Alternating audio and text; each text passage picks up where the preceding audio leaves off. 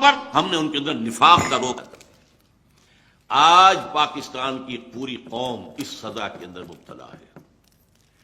انسان پوری اس وقت دنیا کی منافق ترین قوم پاکستانی قوم ہے. اب اس نفاق کی کیا کیا شکلیں ہیں؟ نفاق باہمی. اب وہ قوم کہیں نہیں ہے، ڈھونڈ اب اس کو چراغ رخ زیبا لے کر. وہ جو قوم ہوتی تھی، وہ جو 45 46 47 میں قوم، وہ کہاں ہے؟ اب تو قومیتیں ہیں، اب تو عصبیتیں، صوبائی عصبیتیں ہیں. اگر قوم ہوتی تو آج تک کالا باغ ڈیم نہ بن چکا ہوتا.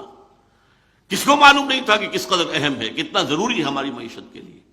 لیکن نہیں، سندھی کو گوارا نہیں ہے، کوئی پشتون کو گوارا نہیں ہے. ایک قوم ہم نہیں ہے. اب قومیتیں، عصبیتیں ہیں، نسلی ہیں، لسانی ہیں، مذہبی ہیں، تفرقہ مذہبی.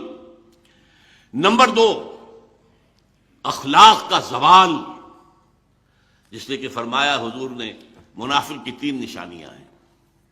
جب بولے جھوٹ بولے، وعدہ کرے خلاف ورزی کرے، کہیں امین بنایا جائے تو غبن کرے اور خیانت کرے. یہ 3 چیزیں ہیں. یارڈ سٹک لے کر ناپ لیجئے اپنے معاشرے کو. اس معاشرے میں جو جتنا بڑا ہے اتنا ہی بڑا جھوٹا ہے، جو جتنا بڑا ہے اتنا ہی بڑا وعدہ خلاف ہے. آج آپ کا بادشاہ وہ ہے جو کہتا ہے وعدے کیا شے ہوتی ہے، کیا چیز ہوتی ہے؟ یہ تو صرف جو ہے کہنے کی باتیں ہوتی ہیں. بادشاہ ہے آپ کا. اور میں اس کو برا نہیں کہتا، میں کہتا ہوں اعمالکم اموالکم. حدیث سنائی تھی آپ کو زید صاحب نے. ہمارے اپنے اعمال ہیں جو ہمارے اوپر جو ہیں حکمران بن گئے ہیں. یہ کردار، یہ ہے ہمارا انڈیکس، علامت ہے اس قوم کے کردار کی. جھوٹ اور وعدہ خلافی اور غبن، اربوں کے غبن. اس میں تو ہم انتہا کر گئے.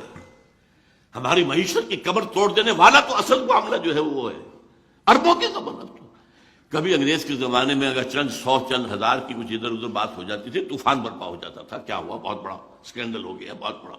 اور اب تو کیا ہے؟ پھر یہ کہ اربوں ڈالر جو ہیں وہ بینک معاف کر رہے ہیں.